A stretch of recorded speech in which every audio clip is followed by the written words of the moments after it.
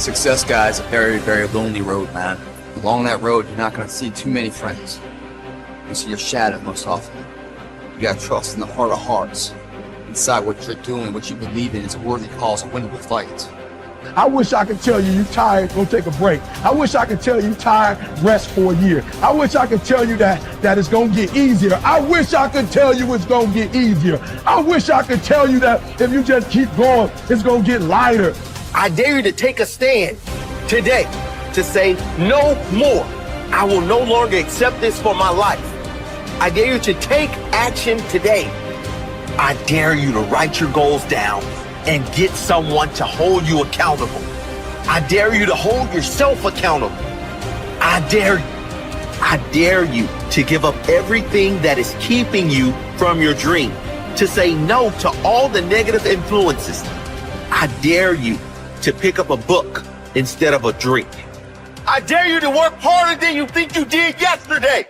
I dare you to prove them wrong. I dare you to prove yourself right. I dare you to stand up as a man or as a strong woman, as whoever you are, and declare that you are going to claim a bigger and better life for yourself. When you get to the point where enough is enough, when you get to the point where it hurt real bad, when you get to the point when it's over, when they're tired, when they're frustrated, when they're ready to give up, when they spent their last dime, that's when they get started.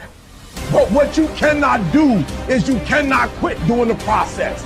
You cannot give up because it ain't what you see. You cannot give up. Pain is there to make you better. Without struggle, there can be no victory. And let me tell you, when you've been through pain, when you've fought for where you are, you ain't gonna let anyone take away what you got. When you've earned it and paid your dues and suffered and failed, been hurt and been down, and you get back up, when pain and struggle comes to face you again, you look it in the face and stand it down. Because you've been through too much. You're too strong now. Everything that has happened to you up until this point has made you who you are. And it will continue to mold you into who you will be. How do you overcome the suffering of life? Be a better person. That's how you do it. Well, that's hard. It takes responsibility. And I think, if you said to someone, you want to have a meaningful life? Everything you do matters. That's the definition of a meaningful life. But everything you do matters. You're going to have to carry that with you. Or do you want to just forget about the whole meaning thing and then you don't have any responsibility because who the hell cares? And you can wander through life doing whatever you want, gratifying impulsive desires for how useful that's going to be. And you're stuck in meaninglessness, but you don't have any responsibility. Which one do you want? Well, ask yourself, which one are you pursuing?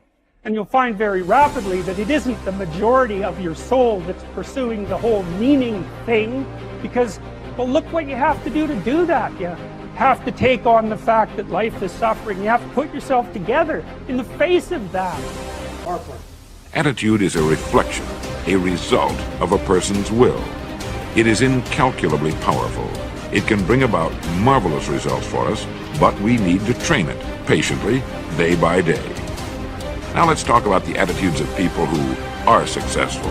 The top 5% of the people who go sailing through life from one success to another and who, even when they fail at something, shrug it off and head right out again. No matter who the person is or what he does, men and women in sales, business executives, people in all the professions, wives and mothers, students, top people in the armed forces, public servants, men and women in the service of religion, working men and women in all fields of endeavor.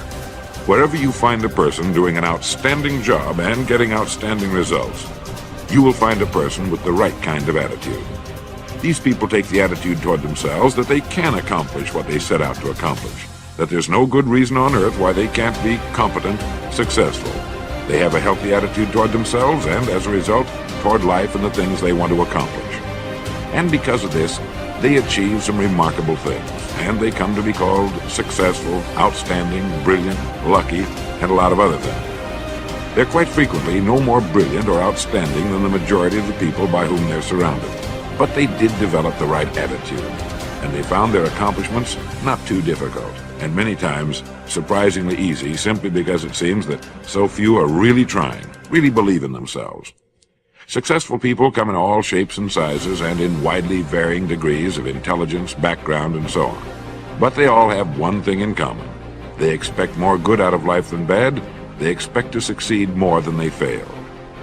If you want something worthwhile, take the attitude that there are a lot more reasons why you can have it than there are that you cannot, and set out to earn it. Go after it, work at it, ask for it, and 9 times out of 10, you'll get it. Our environment is really a mirror of our mental attitude.